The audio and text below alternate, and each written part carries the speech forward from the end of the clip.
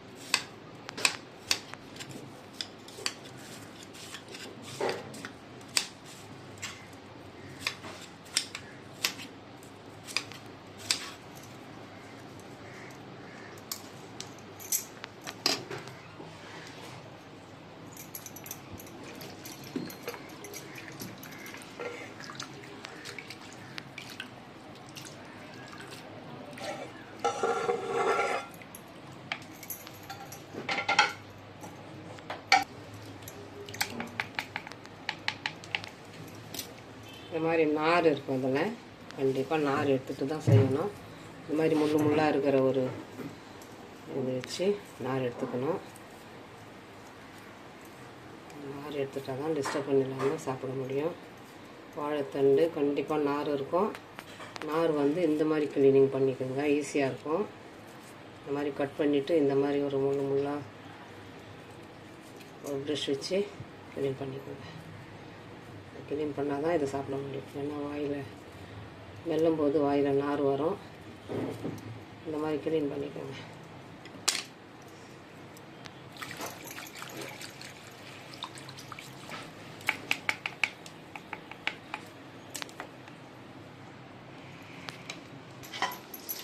நல்லா வாஷ் பண்ணி வச்சு இப்போது கொஞ்சம் வாட்டி எடுத்துக்கலாம். இந்த ஈரப்பதம் போகிற அளவுக்கு வாட்டி எடுத்துக்கலாம். வாழைத்தண்டு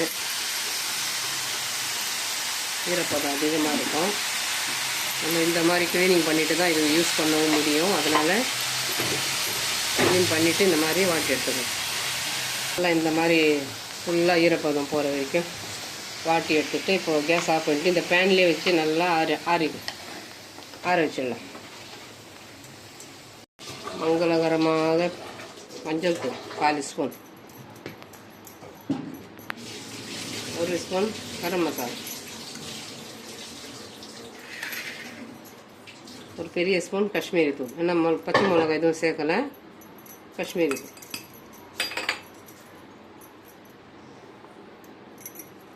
எல்லாம் கருவேப்பிலை நல்லா உருவிட்டு வாஷ் பண்ணி வச்சுருக்கேன்.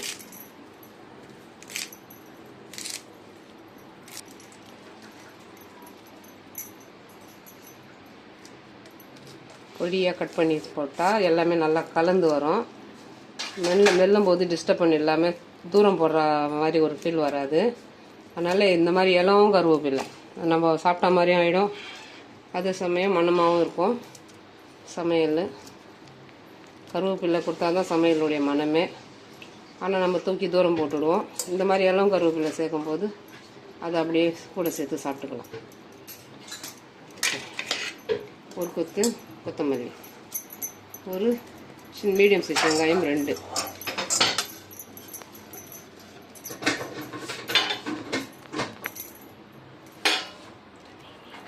பெருங்காயத்தூள்,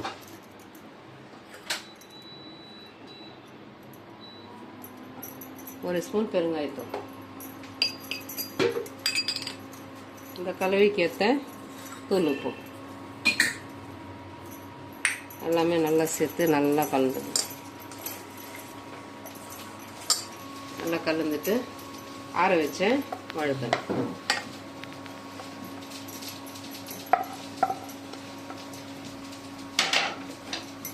எல்லாமே சேர்த்து நல்லா கலந்து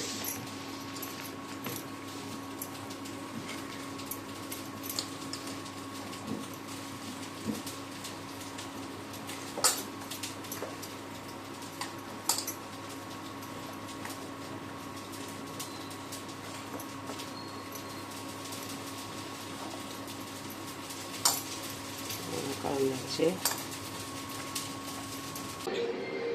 இஞ்சி பூண்டு பேஸ்ட்டு 1 ஸ்பூனு,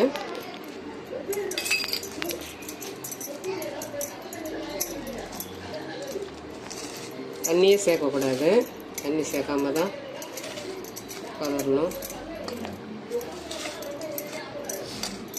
நான் வச்சுருக்கிறது மக்காசோள மாவு, கடலை மாவும் சேர்த்துக்கலாம். மக்காசோள மாவு இருந்தால் மக்காசோள மாவு சேர்த்துக்கணும். இந்த மக்காசோள மாவு நல்லா ஒரு கிறிஸ்பியாக இருக்கும், அதே சமயம் நல்லா டேஸ்ட்டாக இருக்கும். அதனால் நான் மக்காசோள மாவு சேர்த்துக்கிறேன்.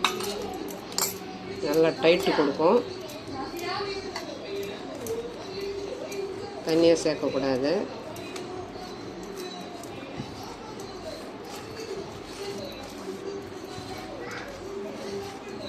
நம்ம எல்லாமே மாவு கலந்து கொடுக்குற வரைக்கும் தண்ணி சேர்க்கக்கூடாது. அப்போ தான் அந்த ஈரப்பதம் எவ்வளோ இருக்குதுன்னு நம்ம கையிலேயே நம்ம பிசையும் போது தெரியும்.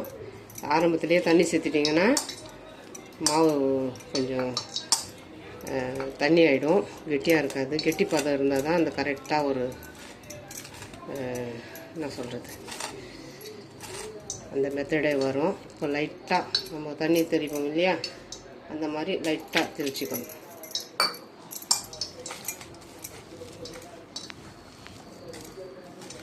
எல்லா மாவும் கலக்கிற வரைக்கும் நம்ம தண்ணி சேர்க்கக்கூடாது, ஒரு லிட்டர் தண்ணியும் சேர்க்கக்கூடாது. எல்லா மாவும் கலந்துட்டு நம்மளுக்கு அந்த தெரியும் மாவு பிசையும் போது எவ்வளோ அந்த அளவுக்கு டைட்டாக இருக்குதுன்னு சொல்லிவிட்டு அந்த ஸ்டேஜில் தான் நம்ம லைட்டாக கொஞ்சம் தண்ணி தெளிச்சிக்கணும். அதை கொஞ்சம் பார்த்துக்கோங்க.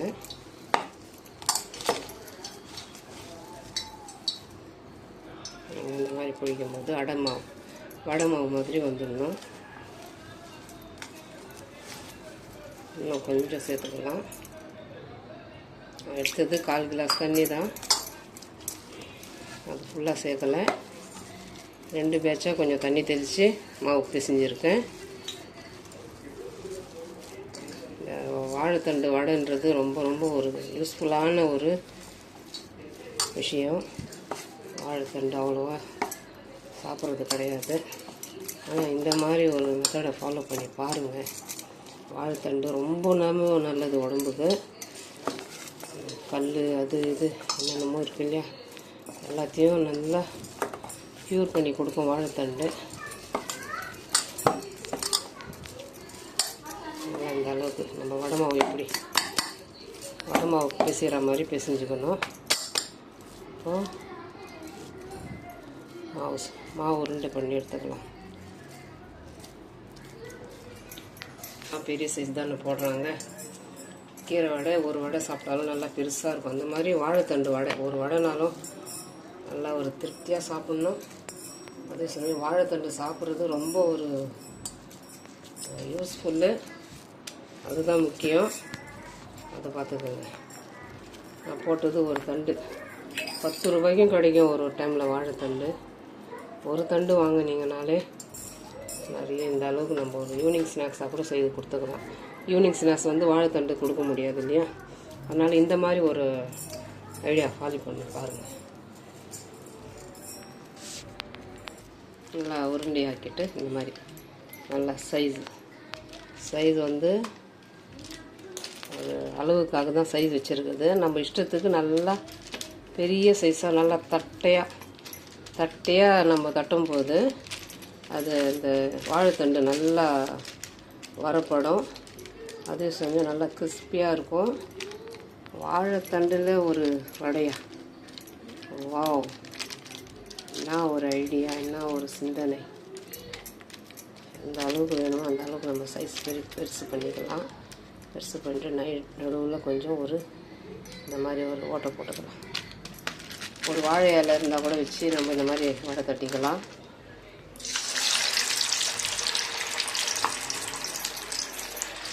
போடும்போது எண்ணெய் சூடாக இருக்கணும். போட்ட பிற்பாடு இந்த பபுள்ஸ் கொஞ்சம் அடங்கும் போது ஸ்லோ வச்சுக்கணும். நல்லா வேகணும் இல்லையா, கையாலேயே வேணுன்ற அளவுக்கு நம்ம தட்டையாக்கிறோம். ஏன்னா மாவு நம்ம சொல்கிற பேச்சு கேட்குற அளவுக்கு மாவு இருக்கும். அதனால் வேணுன்ற அளவுக்கு நம்ம வடையை தட்டிக்கணும். தண்ணி பிரச்சனை.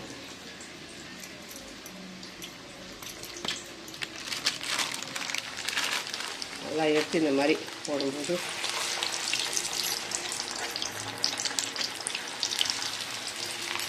கீரை வடைலாம் எப்படி இருக்கும் அந்த மாதிரி வாழைத்தண்டு வடை.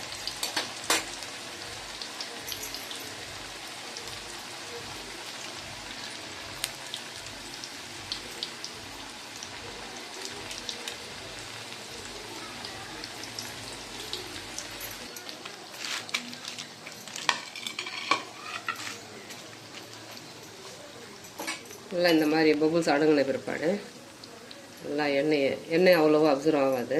ஏன்னா வாழைத்தண்டு நம்ம ப்ராசஸ் வந்து அந்த அளவுக்கு பண்ணியிருக்கோம். நல்லா எண்ணெயும் ஜாஸ்தி எடுக்காது.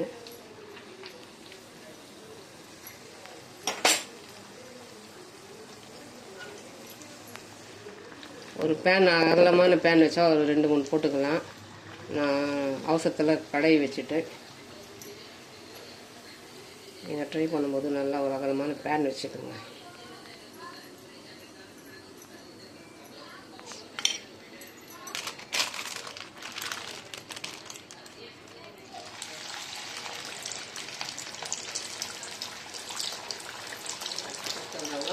இந்த கலர் வர வரைக்கும் கொஞ்சம் ஸ்டிம்மில் வச்சு நல்லா எடுக்கும்போதே நல்லா இந்த மாதிரி ரஃப்பாக இருக்கணும்.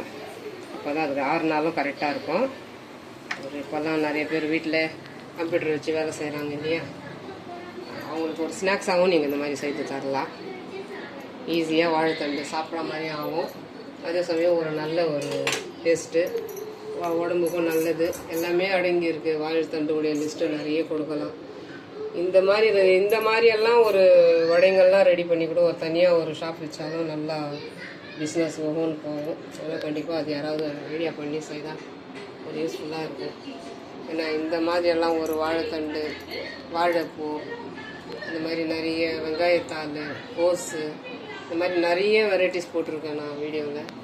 கண்டிப்பாக இதெல்லாம் சேர்ந்து ஒரு கடையாக வச்சாலும் நல்லா ஓடும். ஏன்னா இதெல்லாம் அவ்வளோவா எங்கேயும் கிடைக்கிறது கிடையாது. இது அவ்வளோவா ஒரு யூஸ்ஃபுல்லான ஒரு வடை. இது வந்து அரிசி மாவு எக்ஸ்ட்ரா போட்டு கடலை மாவு கம்மியாக போட்டிங்கனாலும் இந்த மாதிரி ஒரு டைட்டு கொடுத்துருவோம் மாவு. நான் எந்த மாவும் சேர்க்காம வெறும் மக்காசோள மாவு நான் அரைச்சி வச்சுருக்கேன் இல்லையா, ஒரு வீடியோவில் போட்டிருக்கேன் பாருங்கள். அந்த மாவு இருக்கிறதுனால நான் அப்படியே அந்த மாவை வச்சு, ஏன்னா அந்த மாவு நல்லா டைட்டு கொடுக்கும், அதனால் அந்த மாவு மட்டும்தான் நான் கலந்துருக்கேன். நீங்கள் செய்யும்போது வீட்டில் கடலை மாவு இருந்துச்சுன்னா கொஞ்சம் அரிசி மாவு எக்ஸ்ட்ரா சேர்த்துக்கோங்க. கடலை மாவு கம்மியாகவும் அரிசி மாவு எக்ஸ்ட்ரா சேர்த்துக்கோங்க. கரெக்டாக இந்த பதத்துக்கு வந்துடும். அதை ஃபாலோ பண்ணிக்கோங்க. இந்த மாதிரி பேப்பரும் வச்சுக்கலாம். இந்த பிளாஸ்டிக் பேப்பர் இல்லையா, வாழை இலை கூட வச்சுக்கலாம். தட்டுறதுக்கு ஈஸியாக இருக்கும். கொஞ்சம் தண்ணி தடவிடுங்க. தண்ணி தடவிட்டு அது மேலே தட்டுங்க. நல்லா டைட்டாக இருக்கணும் மாவு. நம்ம இந்த மாதிரி எடுத்து உடைக்கும் போது பாருங்கள், நல்லா கண்டிப்பாக நல்லா ஃபீல் பண்ணி சாப்பிடுவாங்க. ஏன்னா அந்த அளவு ஒரு டேஸ்ட்டு. நல்லா தட்டையாக எவ்வளோ நாளும் நம்ம தட்டையாக தட்டிக்கலாம். அந்த மாவு இருக்கிற பதத்தில் தான் அந்த தட்டையே வரும். அதை பார்த்துக்கோங்க. நான் இப்போ இந்த மாவு இது வரைக்கும் ரெடி பண்ணியிருக்கேன். மீதி மாவு எடுத்து வச்சுருக்கேன். இது நம்ம ஃப்ரிட்ஜில் ஸ்டோர் பண்ணிவிட்டு கூட மறுநாள் கூட செய்துக்கலாம். ஒன்றும் பிரச்சனை இல்லை. இது ஒரு ஸ்நாக்ஸாக செய்து கொடுங்க. கண்டிப்பாக ரொம்ப ரொம்ப ஹெல்த்துக்கு ரொம்ப யூஸ்ஃபுல்லாக இருக்கும். இந்த வாழைத்தண்டு வடை பிடிச்சிருந்துச்சுன்னா like, comment, share, bell button மறக்காமல் நல்ல உள்ளங்கள் பேகம் சேனலுக்கு சப்ஸ்கிரைப் பண்ணுங்கள். அஸ்ஸலாமு அலைக்கும்.